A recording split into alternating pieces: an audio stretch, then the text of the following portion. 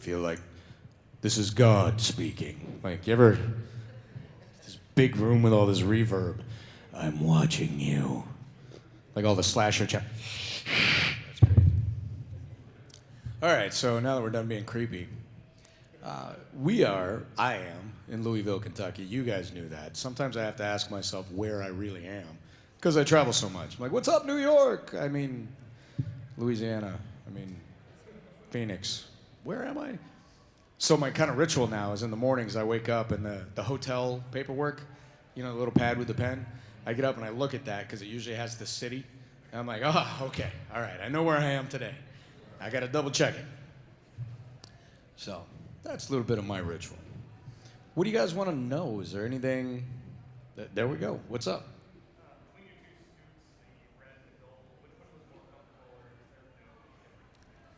Well, I mean, the spandex wasn't different with either one. The gold was, the plastic. It was super light. It was kind of but it was rigid. So I had to be a little. And it's funny because when I came back as a Gold Ranger, I was even more jacked than I was as the Red Ranger.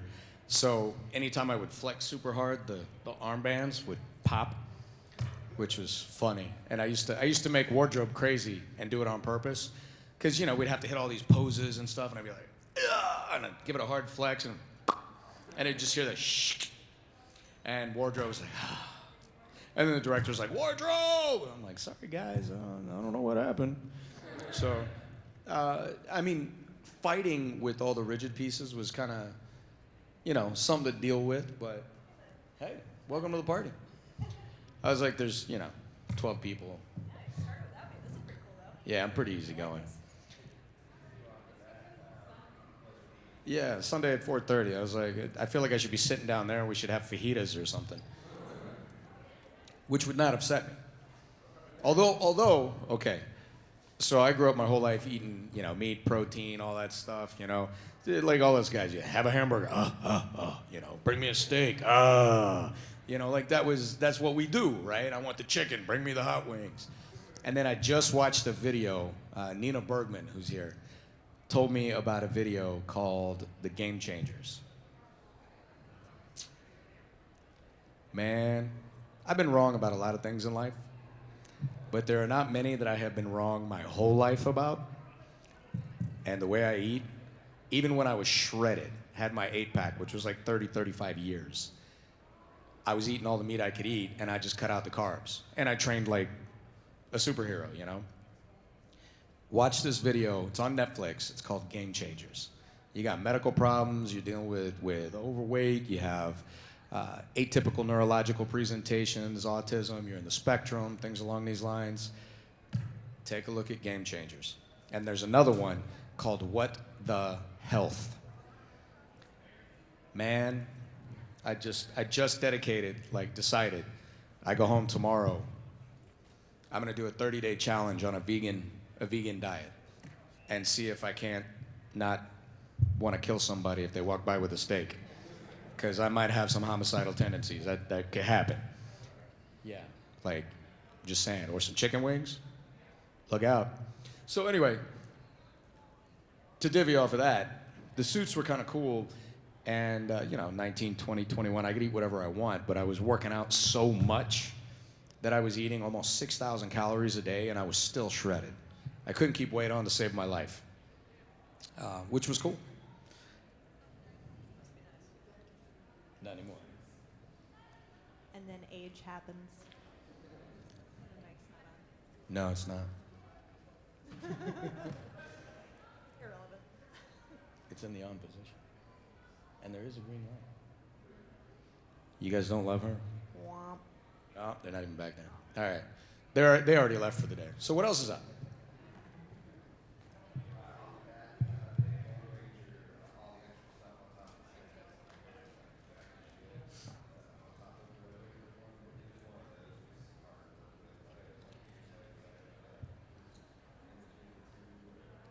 Well, the shields were about the same. The Gold Ranger shield was a little bigger than the Dragon shield, but not significant. Really, the only time it messed me up is when I had, huge arm movements where the arms had to come up over the top because the shields were out past my shoulders. So that took a little adaptation, but, it we did that all day long every day, so it was pretty easy towards the end. What does Harry Potter have to say?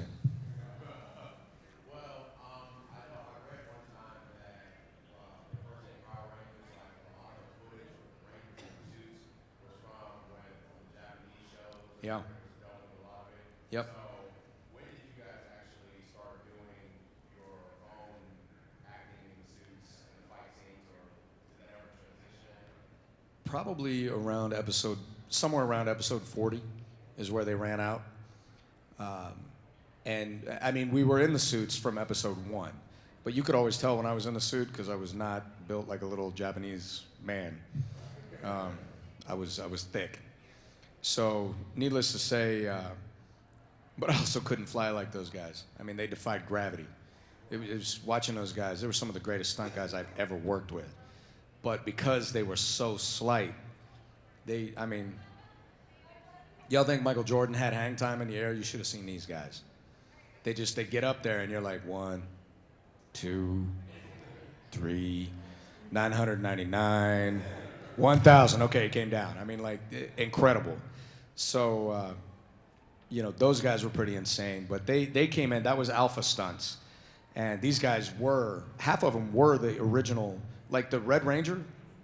The guy in the Red Ranger suit today who does stunts has been the same guy in that suit for almost 50 years.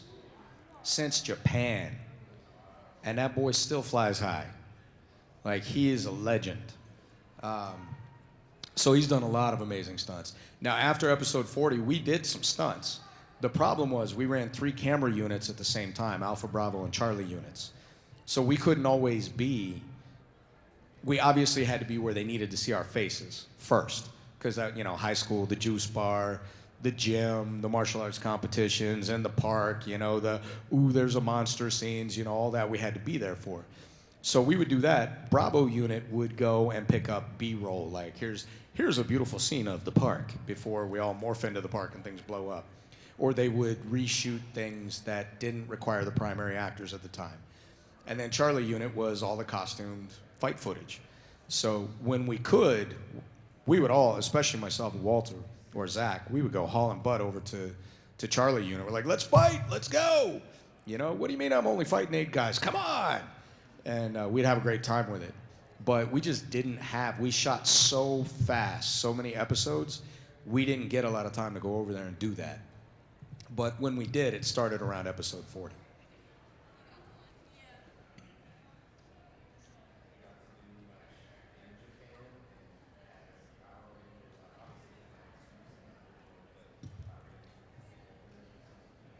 Yeah, well, I mean, it started in the 70s over there. And Yuta, who is the OG Red Ranger, I got to meet him, I guess, in 2016, 2 years after I came home from the war. And he was a consummate gentleman, really nice guy, very humble. And his English was much better than my Japanese, I was stuck with, like, domo arigato, Mr. Roboto, like that was my Japanese. And I knew how to count, and that was about it. And so we got to talking, and we were both very busy at Power Morphicon. And then we went out and had beers afterwards. And some of the Alpha Stunt team came out with us. I got to meet the original Yellow Ranger, and I mean like the OG Japanese original Yellow, and some of those guys. And he's a dude, by the way, which y'all saw, but nobody understood at that age. And we got to talking, and I told him, I said, listen, in 40 countries outside of Japan and 90 languages, everybody calls me the original Red Ranger. And for them, I am, but I know that I'm not. And I have to give credit to you, but in order for me to tell the world what I really am, I need to know from you. And I said, so what number Red Ranger am I really? Now, before I tell you what he said, and the translator's, whispering in his ear, and the whole stunt team's there, and everybody's just kind of chuckling and laughing and whispering back and forth. Now, I have to tell you, when you watch a race, NASCAR, running race, marathon, whatever's racing, everybody wants to see number 1. Everybody might stick around. Like, if you're watching number 1, you're probably going to see number 2 and 3. But by then, you're off celebrating, and you forgot everything else that happened, right? like after number 2 or 3, you're already not paying attention. So he talks with his translator and talks with the other guys, and he leans back. He goes, "Number 26." So now let's go back to that NASCAR race. Number 1, number 2, number 3. Now you're into the Doritos, you're into the nachos, you're at the bar ordering another round. You're sitting down, you're hitting on your girlfriend, your boyfriend, whatever it is you're doing. You're doing everything in the world. By the time 26 passes by, you're in bed snoring. You know, it's over. You're like, 20 who? What? So I got to tell that story so that I can give him his due. You know what I mean? And that was just kind of a cool moment meeting the OG from back in the day.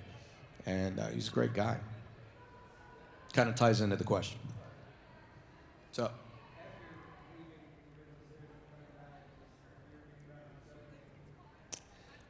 well, you guys know I'm coming back next season, right? For Beast Morphers season 2. Yeah, I would like for them to have given me a little more notice. I was not shredded by the time I made it back to the series, but I only had 30 days. And I cut a lot of weight, but I still had a little bit of a Buddha. I was like, oh, no. The fans are going to give me hell over this one. But, c'est la vie. So anyway, coming back, I got to meet the new cast, and I never filmed in New Zealand. And they had asked me every year to come back for, you know, Super Mega Smackdown or whatever that was, and, you know, all of these other huge reunion episodes. And for several of them, I was overseas for the war. I couldn't come back. After that, I was just, and before that, I was like, and what's the pay? You're gonna, and especially when I was overseas, because I had security clearances, I was under contract, and I was supporting a family. And I was like, wait, let me get this straight. You want me to violate my contract? You want me to end my job? I'll end up losing my security clearance because I leave country or leave theater.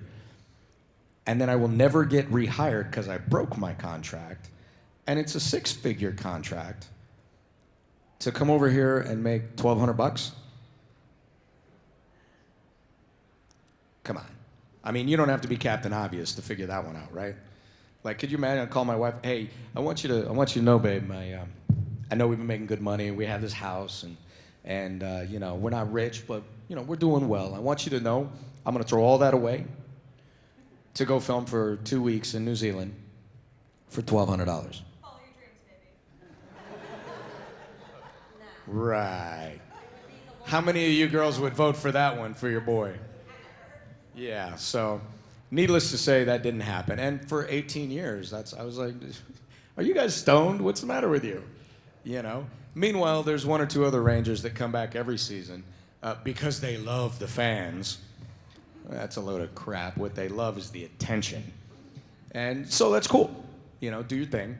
And what got me back this year, after 18 years of telling them no, was normally they would have, you know, their casting agent send my people an email. My people would, you know, always forward it to me because it kind of became a joke. Let's see how horrible this deal is. And because they still pay horrible. And this is common knowledge in the world of Power Rangers. And so I looked at it, and I was like, nope, not a chance. Well, 2 weeks later, I get a phone call from the executive producer. And it turns out that the executive producer was a guy who started and was working on the show with me 25 years ago. So I knew him personally. He calls me up and he goes, look. He goes, I know you're always saying no. He says, and I'm getting ready to leave. Like, I'm done. This is my last hoorah. And now he's phasing out. And I filmed with him this April. He says, but here's the deal. I would love to bring you in. There's 1 or 2 other guys on set you know from 25 years ago. One was DP, Sean. Another one was a stunt guy who was there filming forever and a day ago with Alpha Stunts. He says, there's a few here that you would like. He goes, and have you ever been to New Zealand? I said, no. He goes, you should come hang out, man. And he is the only reason. And I didn't have anything else going on that actually paid at the time. So I was like, okay, well, I'm not going to lose money to go. All right, I'll go.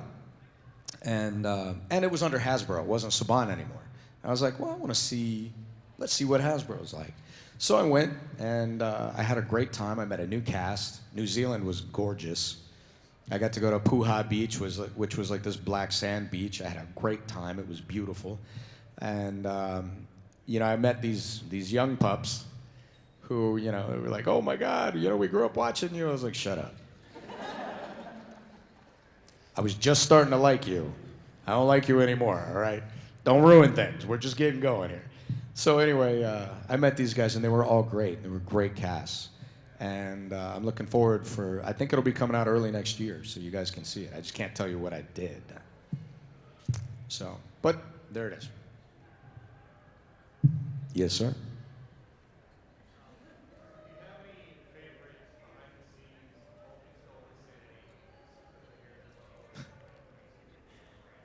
They still are. If you ever, how many of you ever been to Power Morphicon? You need to go. Any con that has Paul Schreier or Jason Narvi, Bulk and Skull, you need to go see them. You will have a great time. If you have little ones, be careful. Little ears, I mean. But they are everything you expect and more. So, moments.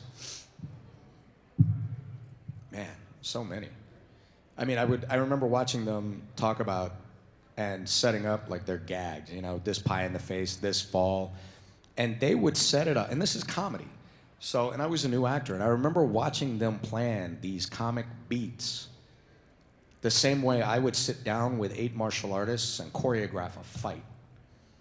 And they could do it just as quick as, they were so practiced, they could do it just as quick as 8 of us could put together a massive fight. It was just second nature and required very little thought. And they were exceptional at it. So, I mean, I remember we had one episode with a food fight.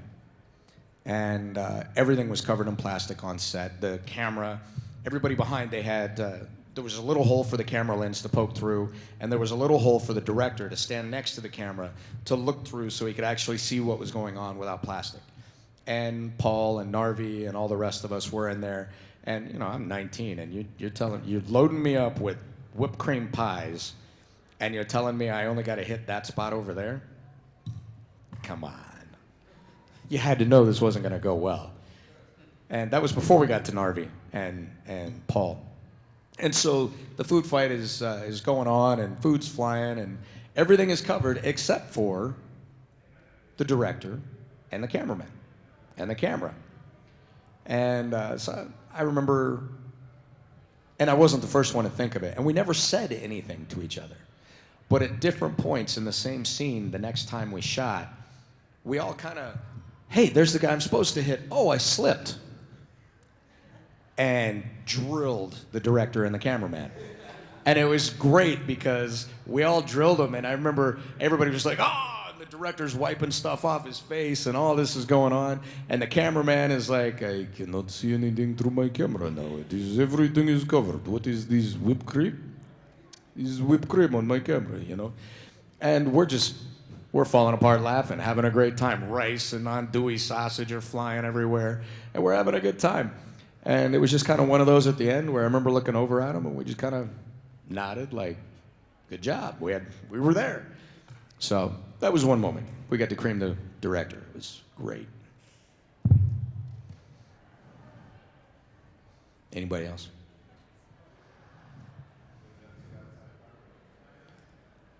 Whew. A lot. So I left the show. I taught martial arts around the world. I remember bouncing at night and teaching martial arts during the day at a studio in Arizona, which is where I first started learning Jitsu, or Machado-style Jitsu. Did some of the Vale Tudo competitions, and then I traveled all over. Joined the fire department, became a paramedic, 12 years in the DC area. We had a massive call volume. It was a super busy area. Did it in Loudoun County, did it at Fort Belvoir, which is a big base off the 95 interchange, and worked at a magnet status level 1 hospital as a medic down there in the ER and the trauma bays. And then I did 4 years as a medic overseas, attached to Marine Corps, Army, and military operations. Came home in 2014, spring, and heard about all this, and kind of came back to the industry. And since then, I have acted and or produced or associate produced in or around or with 3 or 4 different films. I did an Amazon Prime series. I just released a romantic comedy that is now on Amazon called A Walk with Grace. And I did an Amazon Prime TV series called Fireball Run. Just look for the one dated 2019. The season, I think, was called Big Country. Fast cars, cool stunts, lots of cool stuff if you're just into that history, education. We help find missing children. There's a lot of really cool elements to Fireball Run. Or you just go to fireballrun.com and check out the most recent season. You'll see it. And then I did a Lionsgate film called Monsters at Large. That's out on DVD. You can track that one down. I'm releasing a global video game at the end of this year called Black Salt Corruption. And it was created by Owen Ratliff, who he used to have, I think it was the biggest rap label in the Midwest. And I met him. He started this journey long before I got involved, like 14, 15 years ago. And I met him about 3 years ago. And he told me, he says, you know, when I was growing up, we didn't have a black superhero. We didn't have someone representing our community. You know, I mean, there was Uhura from Star Trek, but she wasn't like an action superhero. Walter Jones, my co-star, I kind of always thought of him as the first black superhero. But Owen didn't have that in his time. And so when he was growing up, and that was, I don't know, 30, 40 years ago, so he created something called Black Salt, which is pretty awesome. He created this character called Sam, who is a black MI6 kung fu. He's got a superpower I don't want to tell you too much about just yet, but he's like the man, you know? And he ends up taking on bad guys and, you know, saving the day. He's cool, super cool. And so he created all this in a graphic novel, and it did well. And then he created a short film, which won Best Short Film with Warner Brothers against 400 other short films. Like, that's saying something. When you win Best Short at Warner Brothers, that's no joke right there. So Black Salt won Best Short. You can check it out. You can find it, download it. It had like 2 million downloads already. And then he decided, let's create a cell phone game. And that's where we kind of got to talking. I helped him promote the movie, but then we got to talking about the video game. He's like, you know, would you want to be involved? I was like, yeah. Are you kidding me? This would be awesome. And so he built me a character. I'm Austin in the game. And I've got no shirt on. I'm ripped. I have a red dragon tattoo down the arm. I use a 15-foot Chinese chain whip with a spear tip. And Sam's got his swords, and there's Destroy, and there's Gatling, and there's Dragunov, and there's Winry, and there's Horse Ripper. We have some great characters. And it's the world's... Started out for cell phone, and now it's on Steam. And we're going to be out on Nintendo, Xbox, and PlayStation by the end of the year. We beat out this year the new Tekken 7. We beat out the new Street Fighter. It's intense. And Owen and Jesse Wright, who's the guy behind like all the imagery. Jesse, JW Wright on Instagram, that guy, he's awesome. He's the guy that makes the game look the way that it does, along with some others. But like his vision with Owens, they did that. And so anyway, you should check out Black Salt Corruption. That's an awesome one that I'm working on. I sit on the board for something called I Heart Hope, which is a umbrella corporation for 7 charities. One of them is Valor for Veterans. They go out and find people that have been sold into the sex trade and bring them home. We have an autism spectrum charity in there called Autism Power. You can check them out. I sit on the board for that one too. We have Healthier Choices for a Hungry Child. I sit on the board for that one also. And there's quite a few charities. We have an addiction. We have a homeless shelter in there. We have all sorts of things that we're doing in the world of charities at ihearthope.com. It's getting ready to go public now, but I've been working on these things for quite some time. Charities. I have a jewelry line. I'm working on a clothing line. Building some other businesses and stuff. Oh, I have an online store called austinstjohn.biz. I do all sorts of Ranger stuff. You can check that out. But I got a lot more. I just don't know how much you really want to hear. So I'm going to slow down right there because, you know.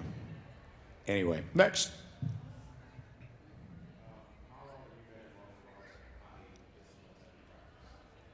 "35 years. And I've been through probably 23 systems now. I kind of really quit counting. My life changed a lot. When I was younger, it was all about my black belt or multiple black belts or ranks or, making master level or, yeah, and there's a lot of pride and there is a lot of hard work and discipline that goes into getting your first black belt. And there's even more that goes into making third or fourth dan, depending on the system, and achieving master rank. So I take nothing away from that. But I've had a lot of hard lessons in my life, and I've come to understand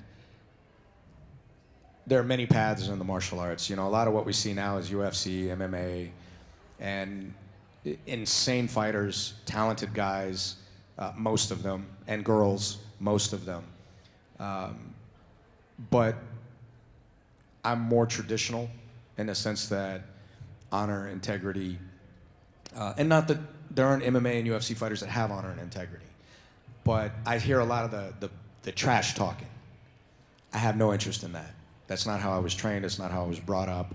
I have zero interest in, I'm gonna kick your butt, I'm gonna take you out, and then names all over the place, I'm gonna destroy you. I don't do hype. You want hype, check out Mike Tyson. You want hype, check out WWF. I don't, in my mind, think that hype belongs in the world of the martial arts. I understand why it's there, and I respect the talent of some people who do it, and the skill of some people who do it. It's just not what I want to do. So a long time ago, I kind of, especially after my time overseas, I began to realize, yeah, I can do all these forms and these katas, and I can do weapon work, and I can do all this stuff, but if you come to jump me and my family on the street, I'm not gonna be like, hold on. Did you know that I've got 23 systems, I've got a second dan, first dan, I've got all these dans, I got dans. I'm the don of the dans, Like, hold on, let me bust out my black belt, I'm not gonna bust out in a kata to try and scare you out. I'm gonna explain to you, I don't wanna fight with you, but don't confuse that with the fact that I can. You know what I mean? That's what it needs to be. And I'm not gonna be in a gi on the street. Ladies, a lot of ladies, they dress very different than most men. Some have heels, dresses. So when I teach now, I get a lot of ladies, they'll come in and be like, well, what should I wear? I was like, wear what you wear to work.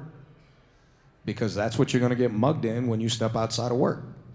And you need to know how to deal with that. Now, it doesn't mean you can't put on, some hot shorts underneath or whatever they call the workout shorts. It doesn't mean you gotta come in with your panties on. Cover your business up, but come in your dress and your heels, and how we train is how we perform. So we're gonna do a survival class. You need to understand how much heels are gonna mess up your world. You need to kick off the heels before this party gets started. Or if you get jumped, you kick them off as quick as you can. And don't necessarily throw them away, because there's a weapon. Guys, picture a 6-inch heel in your eyeball, That's a bad day. Yeah, or the jugular, she's got it. So, there's all sorts of methods. I train for practicality. I got away from all the fancy aerial stuff. And not that it's not amazing and that it doesn't take skill and talent, because it does. But I'm not gonna do a 540 on the street, and I wouldn't have 20 years ago. When I could punch you 5 times in the same span, you're gonna flip through the air and try a 540. Or a spinning hook, or a jump spinning crescent. Your average high school wrestler, if I'm throwing a kick at your face 1, 2, 3 times, by the 3rd time, he's gonna have your timing down, pick the leg that's on the ground, and now you're on the ground. So everybody's kind of become hybrid and mixed, and that's really my take on martial arts. I have all the respect in the world for people who spend their whole lives in a system, or 2, or even 3. All the respect in the world. That takes dedication. But I treat martial arts kind of like a toolbox, like a mechanic. You're a tall guy, you're a shorter guy, I'm an in-between guy. She's a tinier girl, there might be a bigger girl or a shorter, taller girl. There are gonna be different things that work better for each of us within our framework. And if I have a toolbox that's only made for Volkswagen, well, what am I gonna do when I get into a fight with a Mack truck or a Ferrari or a Jetta or whatever else? I need to have the tools with which to change. All right, this is a big guy. Now, rather than trying to overpower him, I'm gonna work center of gravity. I'm gonna take his mass out from underneath him. I'm gonna get him off balance, which is gonna help take away some of his strength and allow me to dominate. Oh, this guy's my size, and he's lean, which means he's gonna be fast. He's probably flexible.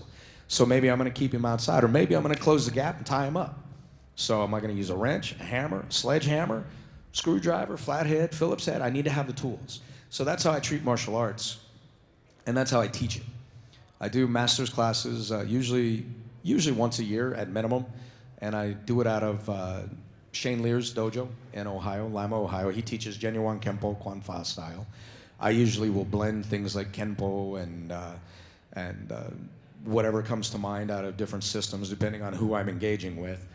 And I'll add or give or take away or, you know, counter whatever it is people come to me looking to find. And we've got guys in there, Grandmaster Cooper, 10th Dan, Master Lear, 9th Dan. He just did a 100-man fight. 100 men, 1 minute each, no break. Y'all have any idea what that takes? That's intense. That's way intense. So anyway, we've got 3rd Dans, 5th Dans, 1st Dans. We got all kinds of Dans if that's what you want. But I show up in street gear. And I've got belts. In fact, I walk into a lot of dojos and they're like, hey man, we know your background, we know what you're there for. Maybe some of them want to test me and they're like, and when they do, they're like, hey, we'd love to belt you in our system. You just have to learn our katas so that you can teach, and combos so you can teach our material. But you have the background, you've earned it. And I won't take them. I don't take any of them anymore because I'm not interested in that. What I'm interested in doing is learning. It's the knowledge. It's me learning and me sharing that knowledge. So that's where I focus in the martial arts right now. And I do it that way because it forces me not to focus on myself. And that for me is one of the ultimate acts of humility, which is why I respect the hell out of school teachers so much. Underpaid, work to the bone, and they are literally building the next generation of every country, in every language, in every religion, in every culture. And yet there's less and less of them every year because nobody's getting paid. So that's kind of my take on the arts. I have a follow-up to that, I guess. I don't think this is on yet, so I'm just not going to bother. Is it? Oh, hello. Oh, okay. Oh, my God, there it is. So sort of a follow-up to that, because you're such an accomplished martial artist, have you ever had to deal with, especially on screen, people who only do stage combat? And if so, how does that translate, and how do you cope with that? Well, I mean, when we're doing it for camera, it's actually easier. It's a little more complicated to take someone who is just a street martial artist and do something with them on camera. I had to be educated when I came on camera for the first time because, you know, for instance, when throwing an in-out crescent kick or when throwing an axe kick, the axe kick, you bring down the heel as your contact point. Well, they were telling me, no, we don't want you to do that. We want you to point your foot, point it out. I was like, well, that's how you break your foot. And they're like, you're not kicking anything for real, and it looks better on camera. When you do a crescent kick, instead of heel first, which is your contact point, we want you to point your foot. I was like, this isn't ballet. And they're like, it's TV. And it makes the kick look bigger. Do it. So I had to get re-educated on what really worked for the camera. They didn't want formal, traditional Chongdukwan Taekwondo kicks. They wanted their own version, and the stunt guys all taught me.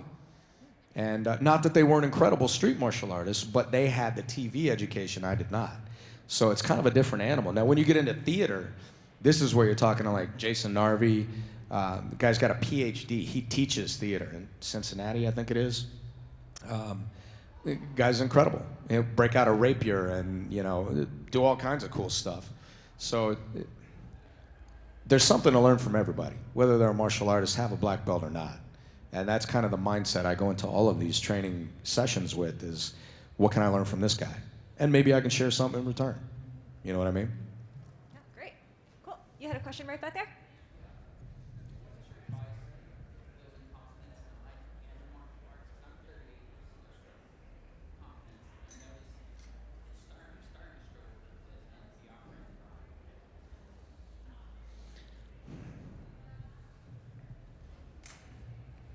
Confidence. I am confident that there is far more I know nothing about than things I do. That is about the only thing I am 100% confident in. So when it comes to struggling with confidence, I would say, welcome to the world of manhood, brother. Welcome to the world of womanhood. Confidence that's like people who tell you, how do you deal with fear? Are you afraid? There are two kinds of people who would tell you they're not afraid. Flat out liars and people who are certifiably insane. Because fear is a part of life, right? It's whether you let it keep you from doing what you want to do or what you know is right, that fear becomes a problem, i.e. confidence. I've made far more mistakes than I've probably made in successes in my career and in my personal life. And I'm not done yet. But I am semi-confident, mostly confident, that no matter what mistakes I make, I'm going to keep getting up and coming back, and I'm going to do my best not to make the same mistake again. So I guess I would say I am confident. I will never stop trying. So when it comes to confidence, deal with it much like fear. It's being a little insecure. That's being human. Lions, tigers, bears, oh my. I mean, they're all insecure. One bear looks at another bear. There's got to be that fleeting moment of, he's bigger, I wonder. Doesn't mean you can't do it. Just means, what are you going to do about it? So how to build confidence? Pick things, one or two things that you know that you're really good at, and then make them perfect. Not even better, make them perfect. And then add something else. And work on that until it's perfect. And just work your way through lists like that. And what you'll begin to understand is when you put your mind to something and you focus on it, you can truly accomplish some really cool stuff. The other thing I would say is you may be afraid to try new things, like everybody. Do it anyway. And don't be so worried about what people you don't know think. And if the people you do know give you a hard time about, you tried something and maybe it didn't go well, if they're giving you a hard time, I mean, other than punching the shoulder like, that was a great screw up. I mean, that's okay. But people who are really giving you a hard time about it, those are people you need to cut out of your life. Or draw the line in the sand and be like, you know what? Maybe we're friends, maybe we're lovers, maybe we're married, maybe we're buddies, whatever it is, here's the line. And as a part of this relationship, I demand respect. I can make mistakes, and that can be a disappointment. You can too. But if we're gonna be homies, or hubbies, or whatever, there has to be a certain level of respect for each of us, from each one of us, for it to be a healthy relationship. Do you see what I'm saying? So understand your worth, pick one thing at a time and make it perfect, and then add something else. Start there, and with time, you'll understand that you can do things exceptionally well, that you are worth respecting, and you'll find it easier to respect others and expect respect based on what you have done in return. And if you don't come to people all the time, like you see people who walk on stage or walk through the hallway like Jesus should be somewhere behind them. You know what I mean? Like a good 15 feet back waiting on me to come through the door. Like, we've all seen people like that, right? How much of that is crap? About 99%, right? It's called compensation. So spend a little time allowing and helping and building others. And it's not just going to build others, it's going to teach you things. You're going to learn from that. Spend time helping others. Pick a thing, make it perfect, and don't be afraid to fail. Never be afraid to fail. That's part of what makes you amazing, and it makes us all better. Right? There you go. So I'm getting super emotional about that. Wow. Thank you. You're welcome. I think we need to all rally and make sure that he also gets paid additionally as a motivational speaker, because that was amazing. Yeah. Wow. Wow. Thank you. You're welcome. I've been asked to do that stuff. I mean, I just haven't got to it yet, I guess. you're already doing it. Yeah. Other questions? Yeah.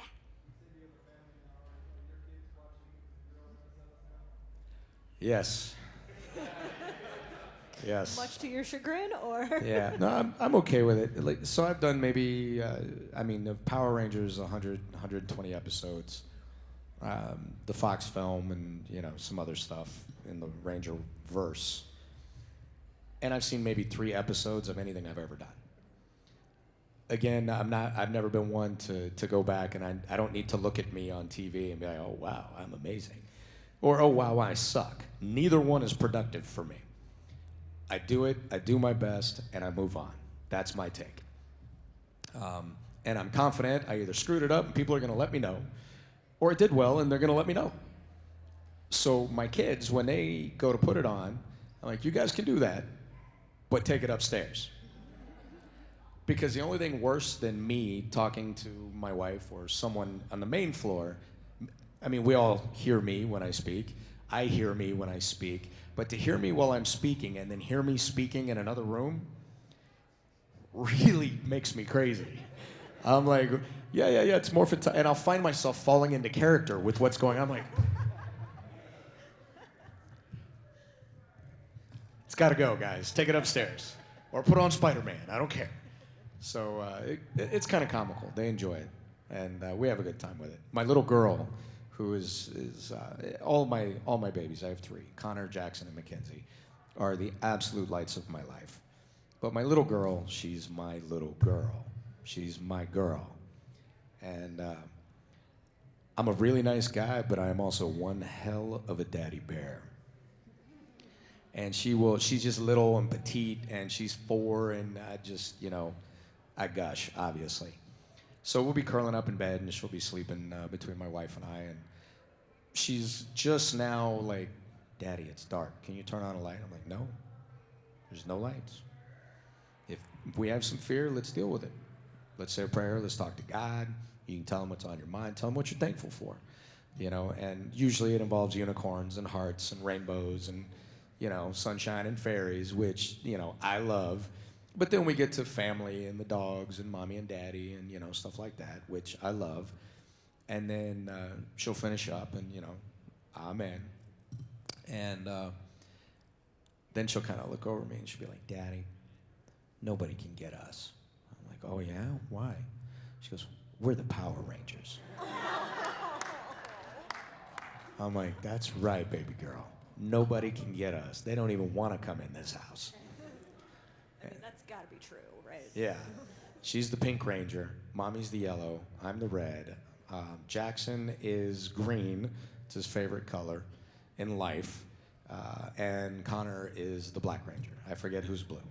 But it changes. And we are going to kick butt. Nobody can get us. So we're good. Yeah. That's awesome. Other questions?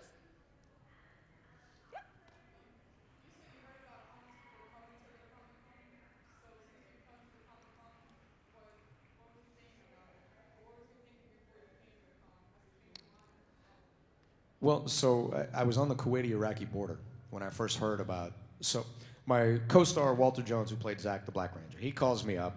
I'm on the Kuwaiti-Iraqi border, and I actually had cell service, and we're talking, and he hears some banging and boom boom in the background, and it wasn't a good day.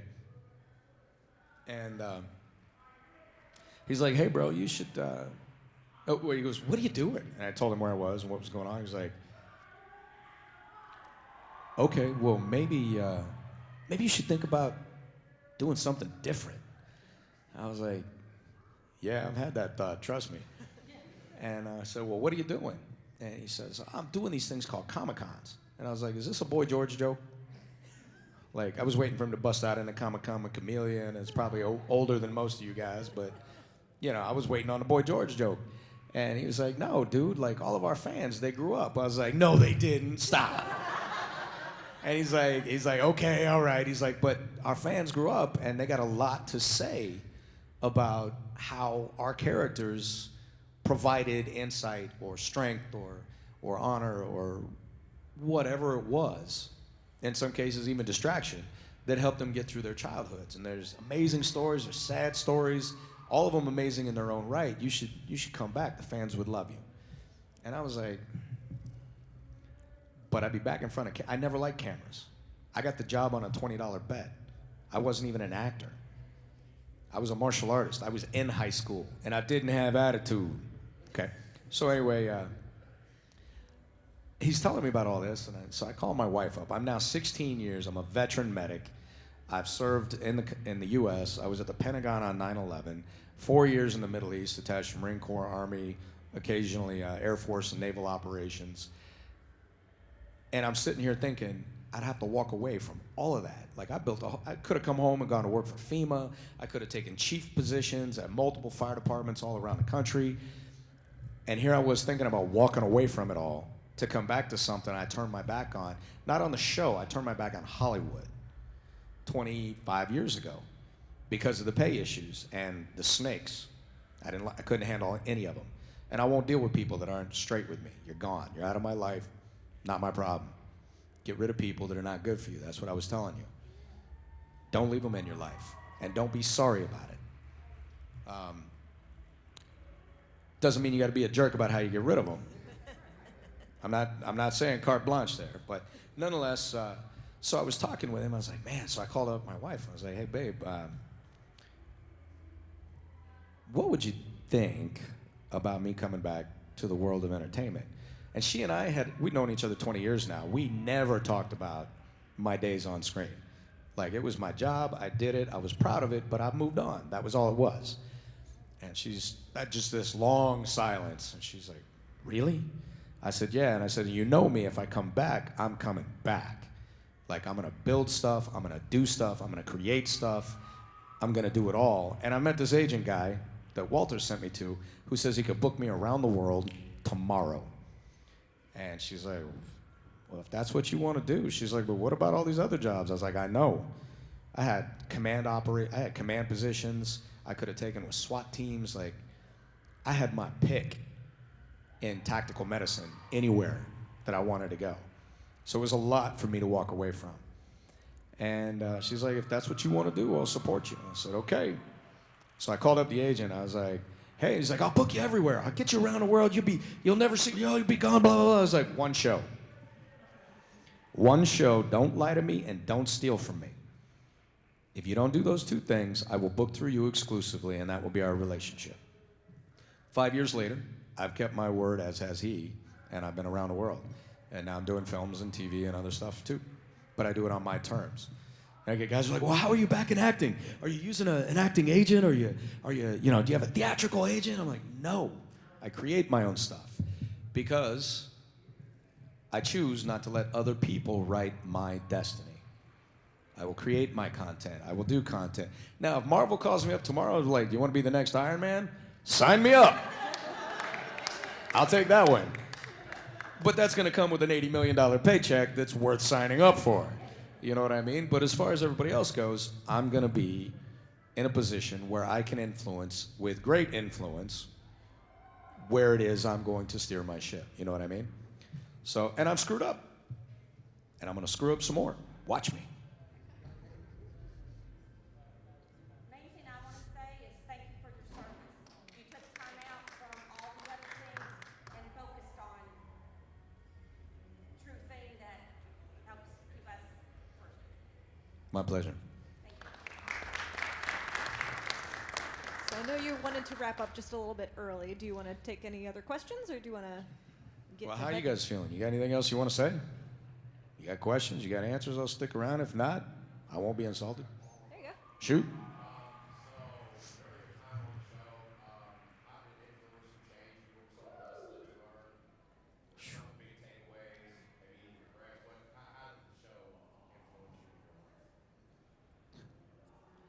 Big ways. All right, so guys, obviously you've been with yourself your whole lives, I hope. We were talking about insecurities and confidence. So now I'm 17 years old. I'm signing this contract. They asked me to post date it a week to my 18th birthday, illegal as hell, no parents. So I knew already something was shady, but I didn't know what. Sign into this contract, and then they tell me, by the way, we're gonna put you in paper-thin spandex that snugs to every part of your body that you haven't even probably explored yet. At 18. And I was in great shape. I was a martial artist. I'd been in sports every year of my life since I came out of the womb. And, but still, putting it all on display in spandex from my head to my toes, at 18, I was like, I don't know how I feel about this. And then I put it on. I was like, this is kind of comfy. Like, hey, this is kind of like underwear everywhere. And so I was like, and then I realized, I was like, yeah, those are my bits. Well, I got two options. I can care about it or not. And I went with I'm not going to care. That's what it is. So I got over that. I was a little self-conscious, you know, and you see people stealing looks, much like women experience far more than us guys with their upper portions. They catch a lot more glances than we do. But in spandex, there was a lot of people looking in my neighborhoods too, like, you know. So I get it. I feel it. So that was kind of something that I had to quickly deal with. And that was a big struggle because at 17, 18, like your self-image, that's what you're building at that age. Like, who am I? What am I going to be? And I had some insecurities. So that was early for me. That was a struggle. And then they put me in front of 40 countries and 90 languages and 400 million followers on the #1 television show in the world. And I got over being insecure really quick. So that was something. But my dad was a Marine. My mom was a cop. My grandfather, Air Force, Army bomber pilot, World War II. So I came from a strong group of people who believed in serving things bigger than themselves. And who also understood the word humility. And if you didn't understand it, they teach it to you real quick. You didn't do your chores? Oh, you think you're going where? You got the next 2 months in your room. And I'll be up with a belt in a minute. Well, that was if I lied. You know, if I had done something like any little kid, I real quick, you catch that belt. Or pick a switch.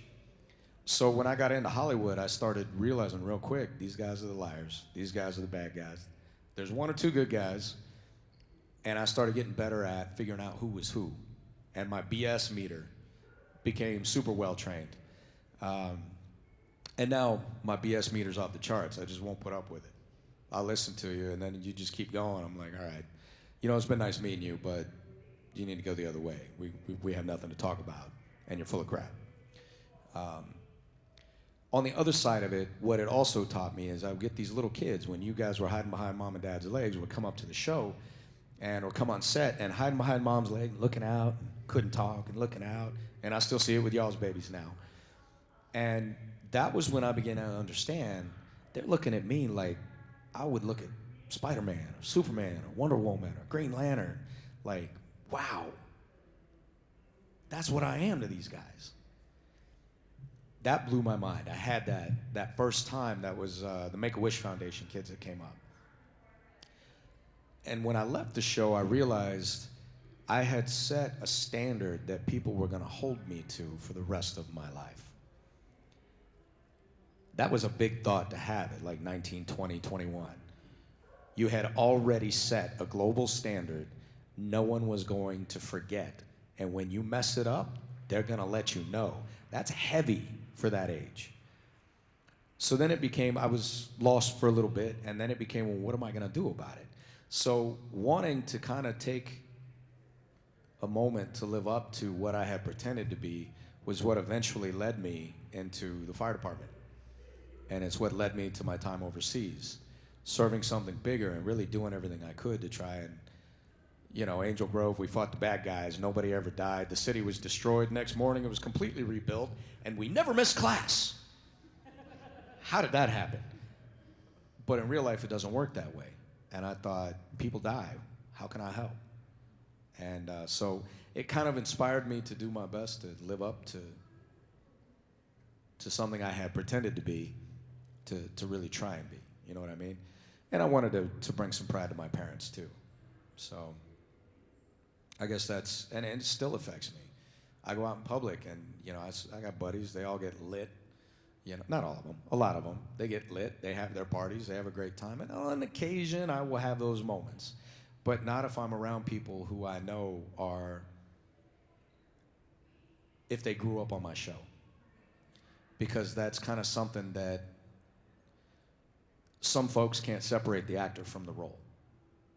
And I have to be careful. And there's been a few times I've made that mistake. And I do my best never, ever to do it if I'm aware. You know what I mean? So it's important. It still affects me. and I'm very proud of what I've done. And I hope to do other things that make my parents proud yet still, and you guys.